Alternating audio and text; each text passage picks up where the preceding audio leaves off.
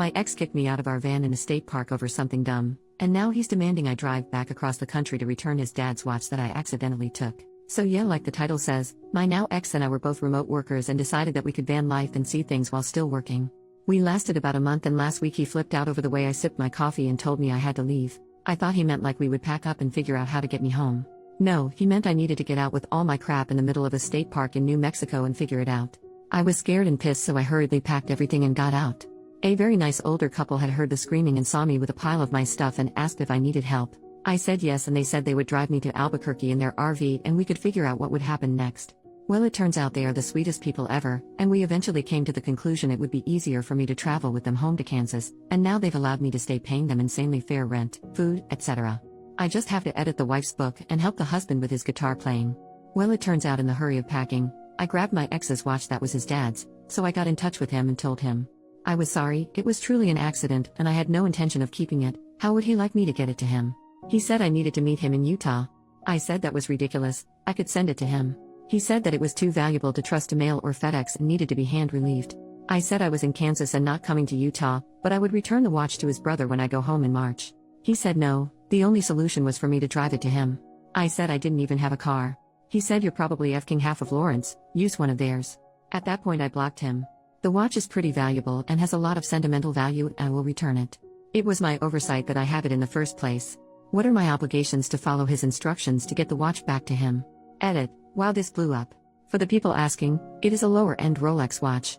It still has all the original box and even receipt when his dad bought it, but it was well worn, so he's never been sure how much it's worth. I guess a few hundred, maybe 1,000, so I'm not sure. I'm not going to keep it or destroy it since it's not mine in any way. Relevant comment number 1, you gave reasonable options. Let's say he files a police report that you stole it. You have proof that you contacted him and asked where you could send it. He declined. Relevant comment number 2, dude sounds like a psychopath. Do not under any circumstances willingly meet up with him in person ever again.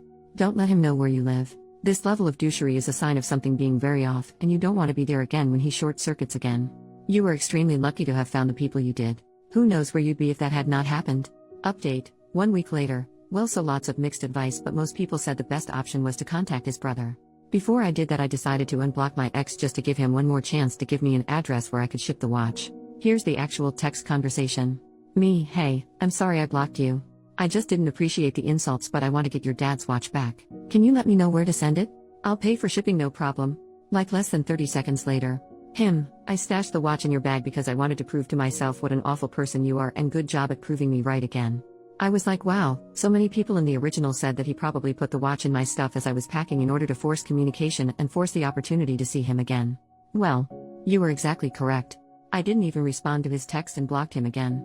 I have no intention of keeping the watch, so I decided now it was time to contact his brother, who, along with his wife, has always been very nice to me. He was super appreciative, and we spent a couple days going back and forth figuring out the shipping, but the watch arrived to him on Friday and all is good. He even Venmo'd me $1,000 for being so honest, contacting him, etc.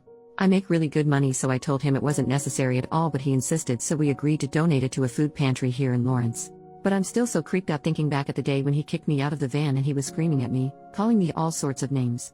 And him scheming to stay in touch with me. He was slamming all my stuff into bags, but that was cover for him hiding the watch. The fact that it was so deliberate yet he thought of it so quickly is so scary to me. We got along so well before we left, and he always seemed like such a great guy. I don't know if the confined space of the van is too much for any couple or if it brought out a side of him I didn't know was there. Makes me sad and scared at the same time. But also just so relieved it's over. Relevant comments. Commenter number 1, he framed you? To prove to himself that you were awful? He's dumb enough to fall for his own frame job? I really truly can't wrap my head around how stupid he must be.